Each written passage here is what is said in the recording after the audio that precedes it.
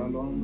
Aujourd'hui, nous allons introduire le livre de Néhémie et j'introduirai le livre de Néhémie avec ses propres paroles. Dans Néhémie 13, verset 31, il dit « Souviens-toi favorablement de moi, ô mon Dieu ». Je me rappelle encore d'une parole de Néhémie « La joie de l'Éternel sera votre force ». Voilà, Néhémie veut dire simplement « Dieu console ». Et je pourrais même prendre le livre de Ésaïe 58, verset 12, qui appuie un peu l'œuvre ou bien la mission de Néhémie. Et Ésaïe 58, verset 12 dit « Les tiens rebâtiront sur d'anciennes ruines, tu relèveras des fondements antiques, on t'appellera réparateur des brèches, celui qui restaure les chemins, qui rend le pays habitable. » Et c'était ça la mission de Néhémie. Néhémie qui a eu la faveur du roi Artaxerxès, donc qui était l'empereur de Perse à l'époque, et Néhémie a reçu la faveur. C'est ce que nous allons voir dans les premiers chapitres, n'est-ce pas? Donc, lorsque nous allons regarder du premier chapitre jusqu'au 7e, on va voir,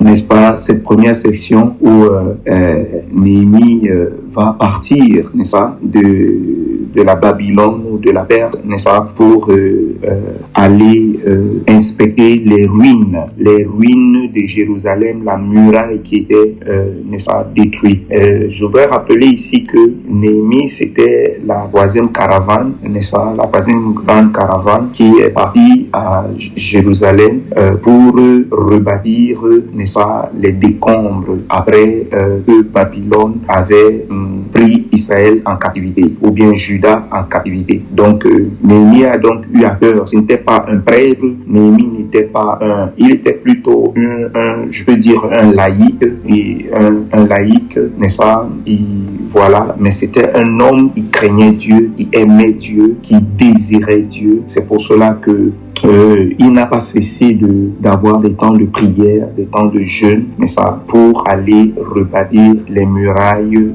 de Jérusalem. Donc, on va voir, donc, dans notre première session, on va voir, n'est-ce pas, au chapitre 2 déjà, on va voir que Néhémie est engagé et il engage tout le peuple à la réparation de la muraille. Donc, il ne fait pas cela seul. Et on va voir que dans le chapitre suivant, les travaux vont être poursuivis, malgré qu'il y aura des persécutions, il y aura des attaques, et ainsi de suite. Le chapitre 4 va montrer le désintéressement. On va constater un Néhémie désintéressé, n'est-ce pas, désintéressé, ce qui fait qu'il ne tombera pas dans la plainte du peuple, il sera désintéressé des moyens financiers, de la cupidité et tout cela. Ça va vraiment l'aider dans le service qu'il sera en train d'accomplir pour le Seigneur. Le chapitre 5 nous parlera des différents obstacles, n'est-ce pas? Nous allons découvrir là-bas les Tobija, les Sambala, n'est-ce pas, qui vont venir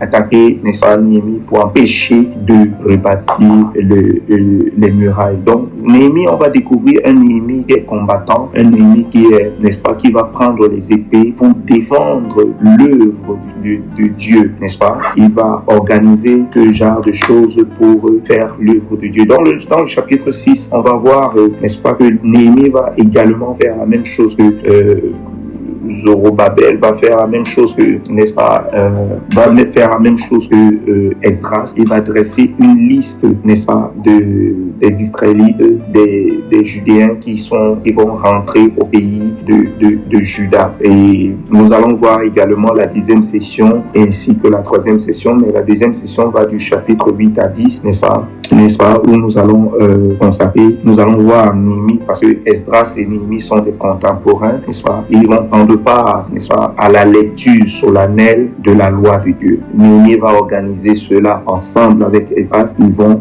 proclamer solennellement la loi de Dieu. Et c'est ça, c'est dans ce chapitre 8, dans ce fameux chapitre 8 où Néhémie a déclaré après le jeûne, la prière, il dit la joie de l'Éternel sera votre force. Donc, et nous avons la 3e session qui part du chapitre 11 jusqu'au chapitre 12, n'est-ce pas? Et Et on va voir Néhémie qui va ressortir un peu les Juifs qui sont exilés, donc et voilà, les véritables, authentiques Juifs et ceux qui sont, n'est-ce pas, des faux. Et qu'est-ce que nous pouvons encore dire? Donc, lorsqu'on voit le portrait de Néhémie dans ce livre, il se dégage, n'est-ce pas? On voit un homme, on va constater, donc un homme qui est soucieux, un homme qui a pris à cœur la chose de Dieu, la chose du peuple, l'amour, n'est-ce pas? De restaurer, n'est-ce pas? Les décombres, des choses, tout ce qui avait été détruit. C'est ce que Néhémie va venir faire. Il est soucieux de la cause nationale, n'est-ce pas?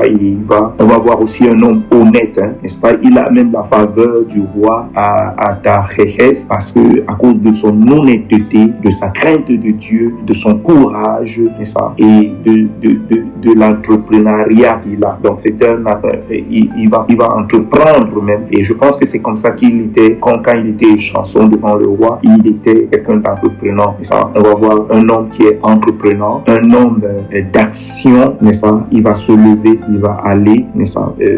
Il était un homme d'action dans toutes les activités, n'est-ce pas? Et quand on va regarder tout son parcours, n'est-ce pas? Et il était constamment dans le jeûne et la prière. Donc voilà le livre de Néhémie, nous allons le découvrir, il est beau, il y a tellement de choses à découvrir et je crois que nous allons être bénis. Donc Néhémie veut dire Dieu console. Que Dieu vous bénisse abondamment et shalom, shalom.